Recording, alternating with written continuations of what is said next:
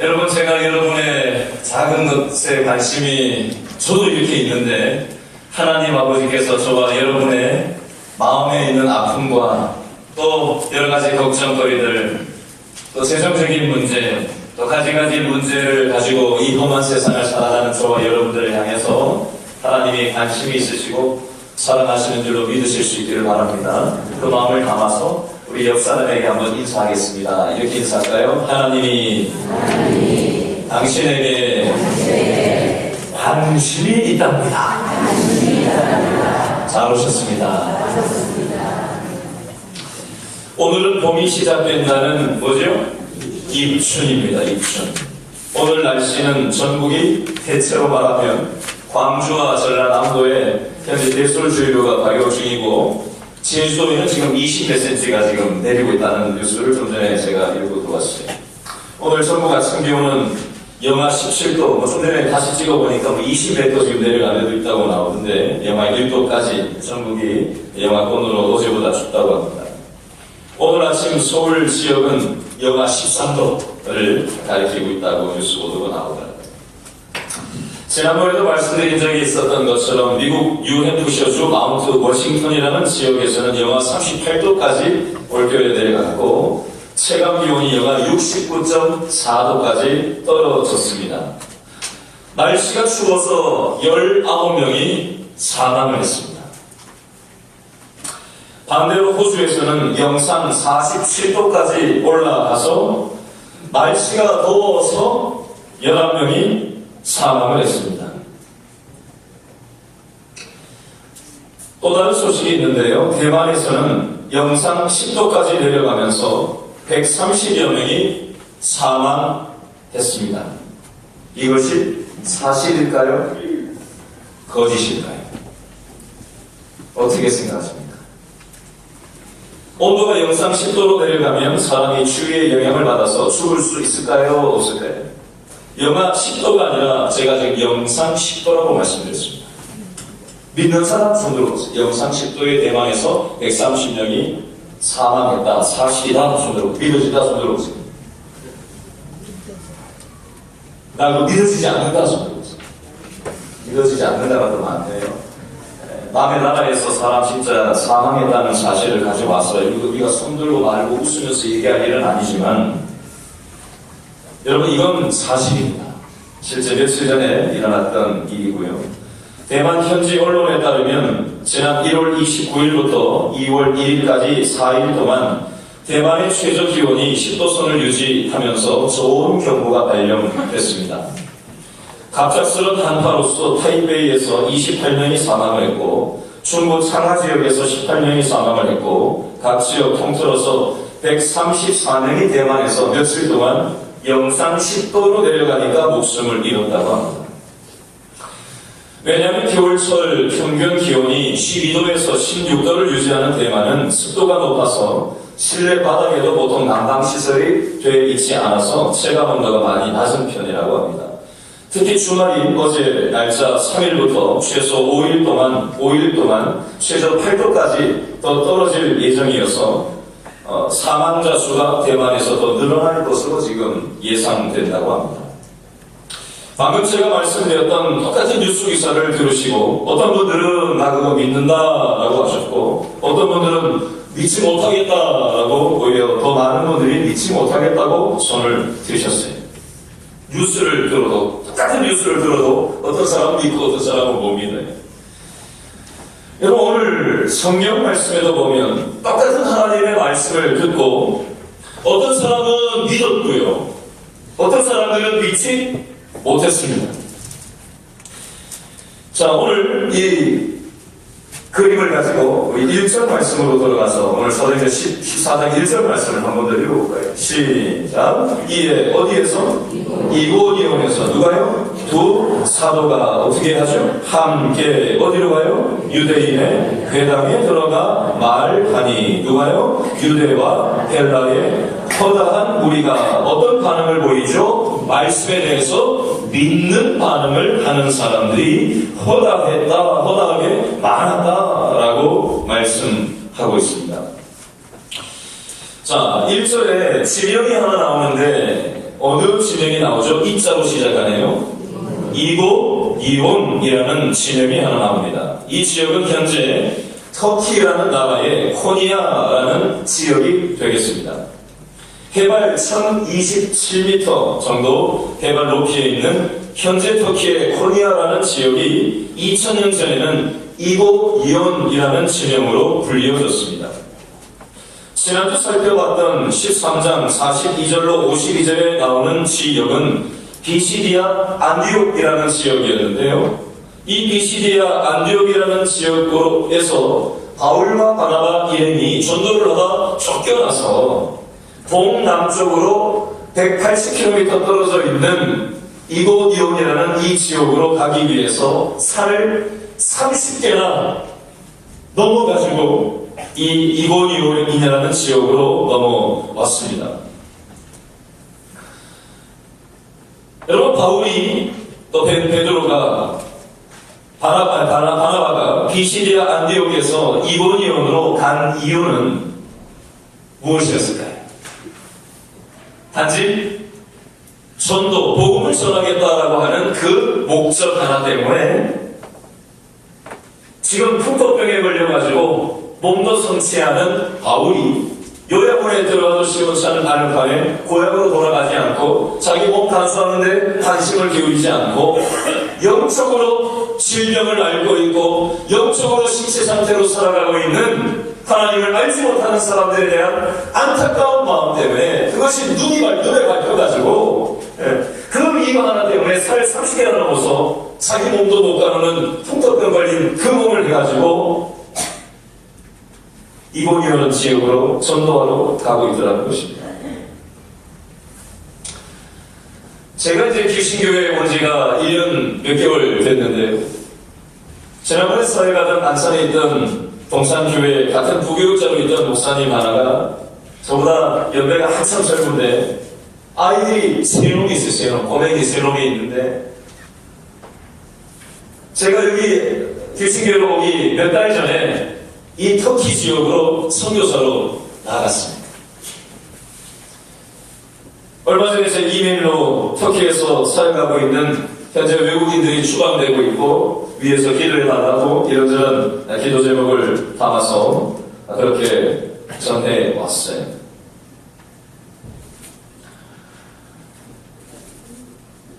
지금 우리가 2부 예배를 드리고 있는데 1부 예배 전에 9시 이 기도 예배 때 임병국 집사님이 대표 기도를 했는데 기도를 마치고 나서 제 마음속에 왠지 모를 눈물이 났어요. 지금은 눈물이 안 나요. 아까는 1부 때는 설교하면서도 울었어요. 울면서 설교했던 것 같아요. 1부 예배 때 계속.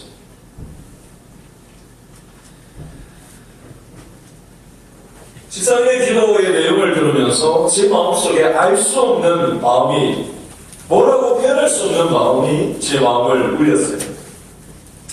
그러면서 제 마음속에 한 가지 떠오르는 문장이 하나 있었는데, 우리 길신교회가 지금까지도 하나님의 은혜로 왔지만 하나님의 복음에 집중하는 교회가 더욱더 되어갔으면 좋겠고, 영혼 구원하는 일에 집중하는 교회가 더욱더 되었으면 좋겠다라는 그 마음이 제 마음속에 올라오면서 이 오늘 본문과 맞물려서 또 터키에 선교 고맹이 3명 데리고 사모하고 같이 그곳에 가서 선교 사역하고 있는 젊은 후배 목사 또 이메일 본 것도 생각이 이렇게 저렇게 나고 해서 제 마음속에 이런저런 마음이 짬뽕이 돼서 눈물이 들어왔던 것 같아요. 여러분, 2000년 전에 이고니온은 교통과 군사적인 요충지였고 로마 제국의 핵심 도시였습니다. 그러나 2000년이 지난 지금은 과거에는 영원할 것만 같았던 그 로마 제국의 절대 권력이 다 사라져 버리고 지금은 그 땅에 폐허와 허무함만이 남겨져 있다는 것입니다. 이고니온의 과거와 현재의 모습을 비교해보면서 우리가 인생의 교훈을 얻어야 할 것은 지금 우리 눈에 보이는, 대단해 보이는 모든 것들도 영원하지 않다는 것입니다. 여러분, 영원한 것을 보지 않고 그래서 눈에 보이는 것만 쫓아서 눈앞에 보이는 현실에만 코를 박고 살아가다 보면 나중에 시간이 지나놓고 가만히 돌아놓고 보면 내가 그때 왜 그랬을까? 왜 이렇게 바보같이 살았지? 하고 후회할 날이 올 때가 있더라는 것입니다. 여러분, 이고니온에 도착한 두 사도 바울과 바나바는 이 이고니온에 도착해서 무엇을 했었는지 찾아보면서 1절 말씀을 다시 한번 읽어볼까요? 1절 시작. 이에 이고니온에서 두 사도가 함께 유대인의 회당에 들어가 뭐하고 있죠? 말하니 설교하니 유대와 헬라의 허다한 무리가 믿더라. 아멘. 여러분, 두 사도가 함께 유대인의 회당에 들어갔다라는 표현이 나옵니다. 두 사도가 유대인의 회당에 들어갔다. 근데 그 사이에 단어가 하나 나와요. 뭐가 나오죠? 두 사도와 유대인의 회당에 들어갔다는 것 사이에 어떤 단어가 나와요? 함께라는 단어가 나옵니다. 함께라는 게 무슨 뜻이죠? 같이. 무슨 같이? 질문이라고 물어요. 같이 함께 같이 뭐잖아요. 그럼 그러라고 제가 마음을 먹겠어요. 그게 아니니까 묻는 거지. 한글 성경에는 그저 단순하게 함께 같이라는 의미지만 원문에서는 그 뜻이 아니기 때문에 묻는 거예요. 따라합니다. 평소와 같이. 다시요. 평소와 같이. 아니, 그런 뜻이 배워져 있어요. 그게 무슨 뜻이지? 이게 이 분위기에서 왜 평소와 같이라는 말이 일어나는 것이 설명을 드리겠습니다. 바울은 어느 지역에 가든지 가장 먼저 어디를 찾아갔죠? 유대인의 회당을 찾아가서 거기서 복음 전도 설교를 했었어요. 방금 읽은 이 1절 말씀에도 보니까 이고니온 지역에서도 어디 가서 지금 설교를 하고 있어요? 유대인의 회당에 들어가서 평소와 같이 복음 전도를 하고 있습니다. 그 결과 유대인과 헬라인의 허다한 무리가 믿게 되었어요. 그러면 지난주 본문이었던 사도행전 13장 46절 배경인 비시디아 안디옥 지역에 갔을 때도 역시 유대인의 회당에 들어갔는데 사도행전 13장 46절을 한번 읽어볼까요? 자, 읽어보면 제가 좀 전에 평소와 같이 하는 말이 나오기 쉬운 말이 아니라는 것을 왜 그런지 이유를 알 수 있는데 자, 13장 46절을 읽어봅니다. 시작. 바울과 바나바가 담대히 말하여 이르되 하나님의 말씀을 마땅히 먼저 너희에게 전할 것이로되 너희가 그것을 어떻게 해요? 버리고 영생을 얻기에 합당하지 않은 자로 자처하기로 우리가 누구에게 가요? 이방인에게로 향하노라. 아멘. 바울과 바나바가 유대인의 회당에서 너희가 그것을 말씀을 버렸다라고 지칭하는 대상은 누굴까요? 유대인들을 지칭하는 거예요. 유대인들이 하나님의 말씀을 유대인의 회당에서 전하는 바울과 이 바나바에게 설교를 받아들이지 않은 거예요. 그래서 우리는 유대인은 당신들이 아니라 이방인들에게로 와서 이제 복음 전도를 하겠다라고 얘기를 하고 있는 거예요. 자, 설명을 조금 더 살을 붙여서 드립니다. 질문을 해볼게요. 만약에 저와 여러분이 무언가를 하는데 다른 사람들이 반대를 하고 시기를 하고 반박을 하고 비방을 하고 쫓아낸다. 그러면 여러분들 그 사람들 다시 보겠어요? 안 보겠어요? 옆 사람한테 물어보세요. 시작. 본다, 안 본다. 시작. 안 보고 가야죠. 안 보고 가요. 유대인들이 반대를 했어요.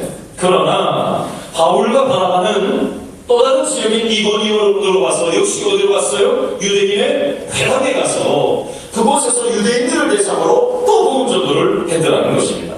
평소와 같이라는 말이 이래서 나오는 거예요. 그 웃게 되는 일들이 생겼더라는 것입니다. 여러분, 바울과 바나바 두 사도는 함께 할 때마다 어디에 관심이 있었을까요? 전도하는데 오로지 관심이 있었어요. 여러분, 한 교회의 믿음 영성은 그 교회 교인들이 모였을 때 자주 입에 오르는 얘기가 무엇인지에 의해서 그 믿음을 측정할 수 있다는 말이 있습니다. 우리 길신교회 교인들은 모여 앉으면 어떤 이야기를 주고받는지 한번 돌아보셨으면 좋겠어요. 만약에 우리 교인들이 평상시에 만날 때 그 자리에 없는 사람에 대해서 부정적인 얘기, 뒷담화를 한다면 우리 길신교회는 그런 사람이 한 사람도 없을 줄로 믿습니다. 푸는 뭐예요? 네? 여러분, 사람을 살리는 얘기를 할 수 있기를 바랍니다. 네, 뭘 하더라도 그냥 사람을 그냥 잡는 얘기하지 마시기 바랍니다. 물론 없는 사람 얘기를 할 수도 있죠. 그러나 그것이 우리의 지배적인 관심사가 된다면 그건 동네 대모임이죠. 사람은 결국 마음에 가득한 것을 입술로 말하게 되어 있습니다. 내 입을 통해 무엇이 가장 지배적인 관심사로 표출되고 있는지 우리의 입을, 우리의 마음을 점검해 보실 수 있기를 바랍니다. 지난 금요 영성 집회에 강사로 오셨던 영등포 광명교회 임명희 목사님은 31년 동안 영등포에서 노숙인들과 소외된 영혼들을 위해서 사역을 해오고 계신 분이세요. 함께 오신 여자 집사님 2분, 또 노숙인 출신 2명의 형제들과 사모님과 6분과 함께 오셨는데, 함께 식사 자리에서 이런저런 대화를 나누는데 한 분이 이런 얘기를 하세요. 본인이 어떻게 이 교회를 등록해서 나오고 있느냐고 저한테 얘기를 하고 하는데, 목사님의 설교를 보면서 그냥 하나님이 그냥 강력한 그림을 주셔가지고 아무것도 안 하고 시급을 접대하고 24시간 설교를 다 받아요. 24시간 꼼짝하고 앉아가지고 설교를 받아요. 그러면 진짜 출근해야 되는데 진짜 출근 안 하고 자기가 영등포 역전 옆에 있는 그 노숙인들 밥 하는데 거기 가가지고 봉사를 하고 자기 자신 서 있더라. 강력한 하나님의 자속으로 자기를 끌어당겨 주셔서 하나님이 자신의 삶 가운데 너무 기쁨을 가지고 이 일들을 지금 하고 있노라고 아주 그냥 열렬한 사랑에 빠진 그런 상태로 저한테 눈이 동그랗게 돼가지고 밥을 먹지 않고 저한테 그 은혜들을 마구 쏟아내는 얘기를 해주셨어요. 저도 밥을 먹는 둥 하는 둥 그분 얘기를 듣고 또 앞에 있는 분 얘기를 같이 들으면서 복음 때문에 한 영혼이 변화되고 돈 때문에 기뻐하고 건강 때문에 기뻐하고 세상적인 명예 때문에 그것 때문에 기뻐하는 것이 아니라 하나님 때문에 자신의 삶의 가치가 변하고 마음의 자세가 변하고 삶의 목적이 변화되고 세상이 알 수 없고 줄 수 없는 기쁨과 풍성한 생명의 안에서 살아가고 있는 자신의 모습을 열어보이는 그 기뻐하는 모습을 보면서 저 역시도 얼마나 기쁘고 행복했는지 몰라요. 짧은 1시간 동안 밥을 같이 먹으면서 밥을 먹는 둥 마는 둥 하면서 그 얘기를 듣고 함께 은혜를 나누었어요. 여러분, 눈에 보이지 않는 하나님을 믿고 눈에 보이지 않는 하나님의 일을 하심에 기뻐하는 사람들의 모습을 보면서 얼마나 행복한 시간이었는지 몰라요. 짧은 시간이죠. 밥 먹고 차를 타는데 그분이 저한테 이런 얘기를 해요. 목사님, 우리 금방 만났는데 목사님 우리 교회 10분인 것 같아요. 자동스크들이 다. 그게 왜 그래요? 처음 만났지만 만난 지 1시간밖에 안 됐지만 하나님, 한 아버지 하나님 안에서 세상 가치가 아닌 하나님이 주시는 그 가치를 공감하고 하나님의 일하심을 함께 느끼고 경험하면서 짧게 있어도 하나님이 주시는 그 기쁨을 아는 사람들은 이게 뭔가 이 통하는 일입니다. 여러분, 바울과 바나바 두 사도의 선도를 듣고 허다한 무리가 믿게 되었지만 모든 사람들이 다 믿게 된 것은 아니었습니다. 그 내용이 2절 말씀에 나와 있는데 다 같이 읽어볼까요? 14장 2절 다 같이 시작. 그러나 뭐하지 아니하는 순종하지 아니하는 유대인들이 이방인들의 마음을 뭐하고 있죠? 선동하여 형제들에게 뭘 품게 했어요? 악감정을 품게 하거늘 이라고 했습니다. 악감을 품게 하거늘 이라는 말은 풀어 얘기하면 어떤 사람이 다른 사람에 대해서 나쁘게 생각하도록 한다라는 뜻이에요. 또 다른 말로 표현하면 화나게 하고 기분 나쁘게 한다라는 의미가 되겠습니다. 여러분, 이 유대인들은 방금 읽은 이 표현에는 선동이라는 표현이 나오는데 이 선동이라는 표현은 지난주 본문에도 나왔었어요. 기억하시나요? 지난주 본문 핵심 단어 두 가지. 첫 번째 단어 시기심, 두 번째 단어 선동이라는 단어로 지난주 본문을 말씀드렸었어요. 자, 누가 한번 찾아볼까요? 사도행전 13장 50절 펴보십시오. 13장 50절. 13장 50절 어떻게 누가 선동을 했는지 13장 50절 다 같이 시작. 이에 누가 유대인들이 누구를 경건한 귀부인들과 그 신의 유력자들을 어떻게 하죠? 선동하여 누구를요? 바울과 바나바를 어떻게 하게 했어요? 박해하게 하여 그 지역에서 결과적으로 쫓아냈습니다. 그래서 동남쪽으로 180km 떨어진 이고니온 지역으로 산을 30개나 넘어가지고 해발 1000m 되는데 떡병을 안고 복음 전하려고 여기 와서 또 복음을 전하고 있는 바울과 바나바의 모습이 나오고 있는 거예요. 여러분, 비시디아 안디옥이라는 지난주 본문의 장소 180km 동남쪽에 떨어져 있는 이 이고니온이라는 지역 장소는 다른 장소예요. 그리고 사람들도 바뀌어 있어요. 대상도 바뀌었어요. 장소 사람은 다 바뀌었어요. 그러나 패턴은 똑같은 패턴이 반복되고 있습니다. 요즘으로 치면 이 성경의 이야기는, 성경의 원리는 2000년이 지난 오늘 우리 시대에도 똑같이 반복되고 있는 내용입니다. 하나님의 말씀이 선포되었을 때 어떤 사람들은 믿음으로 받습니다. 그러나 어떤 사람들은요, 쓸데없는 소리 하고 있는 거예요.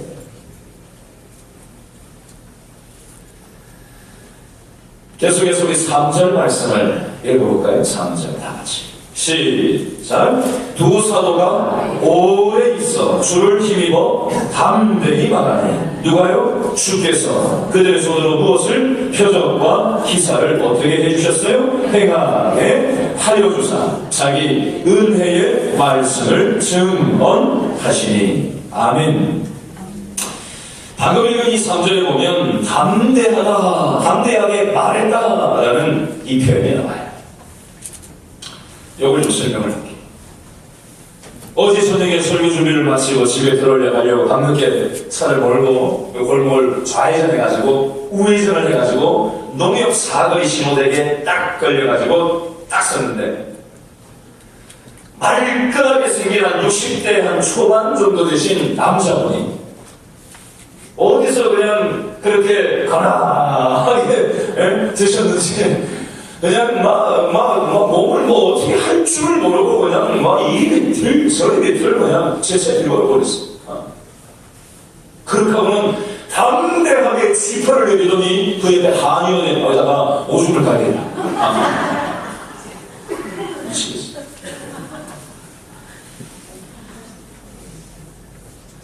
오줌 먹고 사는 게 힘들면 그 힘든 스트레스와 인생의 무게를 술을 의지해서라도 좀 한번 이겨보려고 저럴까 싶은 짠한 안타까운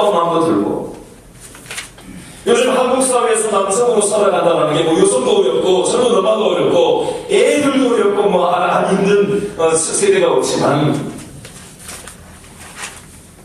저 사람은 저 힘듦을 술의 힘을 빌려서 저렇게 담대하게 저는 일들을 하는구나. 오늘 읽었던 이 14장 3절 말씀에 보니까 담대하게 말하는 사람들이 나오는데 누가 지금 담대하게 말하고 있죠? 두 사도가 담대하게 말합니다. 담대함의 근원은 어디에 의해서 오는 거예요? 술에 의해서 담대하게 됐습니까? 누구에 의해서 담대하게 됐다고 되어 있죠? 주님, 하나님 때문에, 하나님 예수님 때문에 주를 힘입어서 담대하게 말하는 거예요. 담대하게 말하는 거예요. 여러분, 바울과 바나바는 2절 말씀에 보니까 순종하지 아니하는 유대인들이 이방인들의 마음을 선동해서 형제들에게 악감정을 품게 만들었어요. 그런 부정적인 상황 속에서도 어떻게 해요? 3절에 오래 있어. 두 사도가 오래 이곳에 머물러 있으면서 떠나지 않고 여전히 그곳에 머물러 있으면서 뭐 때문에요? 복음을 전하기 위한 그 목적 하나 때문에 험한 꼴 당하면서도 하나님 때문에 담대한 마음으로 복음을 전하고 있다는 것입니다. 여러분, 세상 사람들은 돈에 힘이 있으면 어깨에 힘이 들어가요. 어제 저녁에 밥 먹다가 뉴스를 나온 걸 보니까 강남에 있는 어떤 아파트가 뭐 40매덕인가 50매덕짜리인데 뭐 얼마 만에 뭐 10매덕이 올랐다 하고 나오는 뉴스가 나오더라고요. 그걸 보면서 참 어떤 사람은 평생을 걸어도 그건 못 봤는데 저 몇 달 만에 그 집이 있는 그 자체가 안 내려놓는데 그렇게 올라가 버리면 참 상대적인 박탈감, 비교식, 뭐 인간적인 그런 생각이 들더라고요. 근데 제가 오늘 말씀을 준비하면서 이 부분을 가만히 이렇게 생각을 해보면 세상 사람들은 돈이 있으면 어깨에 힘이 나. 자식 잘 되면은 자식 얘기하면서 숨튀기면서 힘이 나. 그래서 세상적인 조건, 눈에 보이는 거, 그게 잘 되면, 대박나면, 그것을 근거해서 담대하게 말하고, 담대하게 태도를 취하고, 그 잘 나가고, 현재 잠깐이면 지나가 버릴 그런 것들에 의해서 자기가 담대함을 동승해서 타가지고, 마치 자기 인간 존재 자체가 담대한 사람인 양 착각을 합니다. 그래 놓고, 있던 돈이 사라들면 살아가던 자식들이 한순간에 아무것도 아닌 상태로 변하면 그것의 근거에서 담대해 있었기 때문에 그것이 아닌 상태로 변화되면 여지없이 담대함도 동반해서 없어요.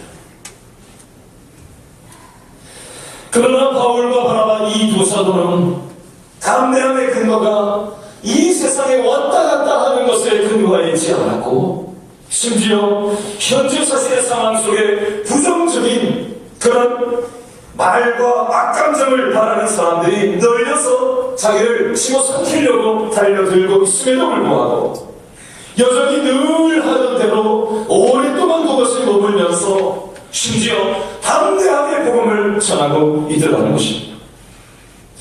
바로 이때 하나님은 이 믿음의 사람들에게 어떻게 해주셨냐? 표적과 기사를 행하게 하여 주셨어요. 주께서 그들의 손으로 표적과 기사를 행하게 하여 주셨어요. 주체가 누구예요? 하나님이 표적과 기사를 행하게 하시는 주체입니다. 사람이 하는 게 아니에요. 담대할 수 있는 힘도 하나님으로부터 오는 것이고 표적과 기사도 주시는 분이 하나님으로부터 나오는 것입니다. 내가 이것을 할 수 있다고 생각하는 순간 아무것도 아닌 상태가 됩니다.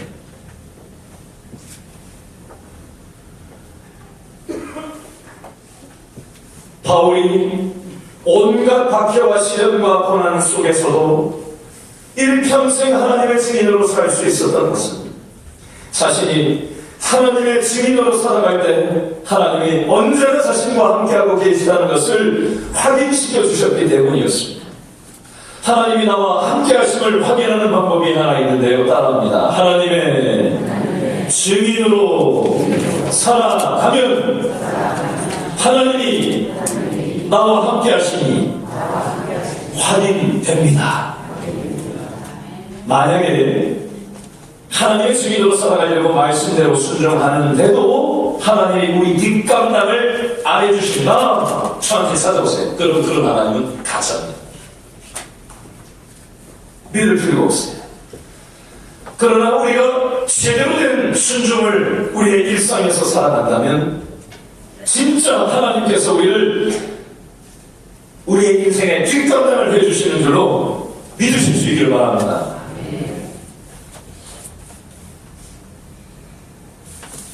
여러분, 오늘 설교 제목이 뭐로 되어 있지? 믿는 자와 믿지 않는 자. 1부 때는 이 생각을 믿지 못했는데요. 1부인데 가만히 마치고 이 제목을 가만히 묵상을 하는데 제 마음속에 이런 생각이 떠올랐어요. 편피적으로 보면 오늘 이 본문 말씀에 믿는 자와 믿지 않는 자는 하나님을 아예 믿음으로 받아들이지 않는 교회 밖에 있는 사람만을 지칭하는 것처럼 여겨집니다. 그리고 믿는 사람은 교회 안에 있는 사람인 것처럼 여겨져요.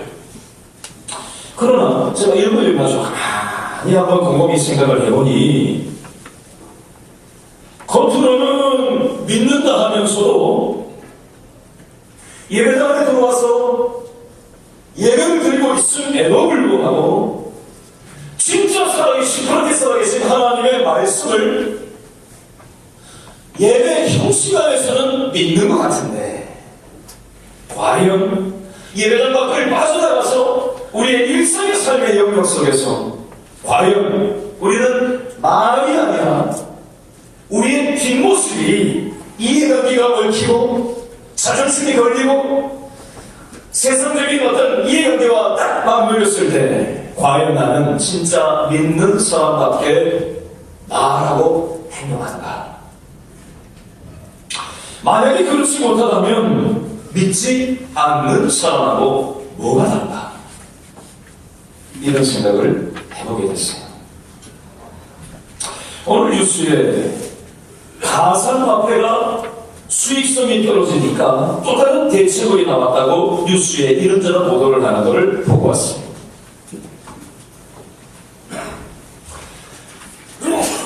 우리나라에 네모나하는 대학에 다니는 유명 대학 다니는 20대 초반의 대학생이 가상화폐를 해가지고 많은 돈을 급작스럽게 벌었다가 폭락을 해버리니까 삶을 포기한 사건이 지난주 뉴스에 나왔었어요.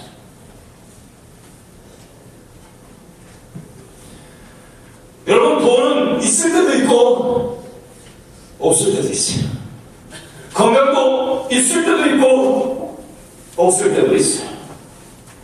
자식도 잘 나가고 나한테 잘할 때도 있지만 자식이 어떻게 저렇게 돌변하나 싶은 그런 때가 안 왔으면 좋겠지만 그럴 때도 있을 수 있다는 거 여러분 생각하실 수 있기를 바랍니다. 그러나 우리가 믿는 하나님은 왔다 갔다 넓히게 하는 하나님이 아니세요. 내가 내 생각이 하나님에 대해서 왔다 갔다 넓히기를 하는 것이 내 신부가 하나님 앞에서 믿고 안 믿고 왔다 갔다 하는 것이 하나님은 넓히게 하시는 하나님이 아니시죠. 여러분, 오늘 말씀을 준비하면서 제 마음속에 한 문장이 머리에 딱 박히는 게 있는데 저를 따라서 한번 얘기해 보시죠. 강아지처럼 살지 말고 복음의 사자처럼 삽시다. 옆 사람에게 인사해 줄까요? 눈을 똑바로 쳐다보면서 옆 사람을 다 올라가서 뭐라고 준비. 시작. 강아지처럼 따라하세요. 강아지처럼 살지 말고 믿음의 사자처럼 삽시다. 아멘. 이 시간에 다 같이 한번 오늘 말씀을 한번 생각을 하면서 통성으로 기도를 했으면 좋겠어요. 하나님께서 우리를 강아지처럼 일 향해서만 신앙생활하도록 불러주신 것입니다. 우리의 가정으로 우리를 파송하셨어요. 우리의 직장으로 우리를 파송하셨어요. 하나님이 우리를 세상에 적응을 잘하는 사람들로 부르신 것이 아니라 세상을 축복하는 사람들, 세상을 감동시키는 사람들, 세상과는 다른 가치를 손해보더라도 살아가는 사람들로 우리를 부르셨어요. 그 사실을 우리가 기억하고 진짜 우리가 진정성 있게 믿음으로 제대로 순종을 하면 하나님께서 우리 인생에 뒷감당을 해주실 것입니다. 그 믿음을 가지고 우리 다 같이 통성으로 기도하겠습니다. 다 같이 기도합니다. 하나님, 오늘 이 말씀을 보면서 우리 자신의 모습을 가만히 보라고 강아지처럼 믿음 생활을 하라고 우리를 불러주신 것입니다.